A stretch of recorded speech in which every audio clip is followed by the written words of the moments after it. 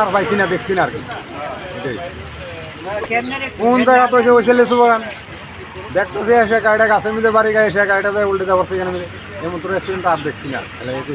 নিজে কইতে হবে না, আমরাও কইতে হবে না, বুঝলাম না। ওখানে তো যাইতে যাই দেখছি, তাই আইলাম আর কি। গাড়িটা খুব বিপজ্জনক অবস্থায় আছে, ভাঙচুর তো হয়ে গেছে, দেওয়া হয়ে যায় তাদের পেছনের দিকে গ্লাস মাছ ভেঙে গেছে গা, সামনের দিকে ভেঙে গেছে গা, করতে পারতাম না।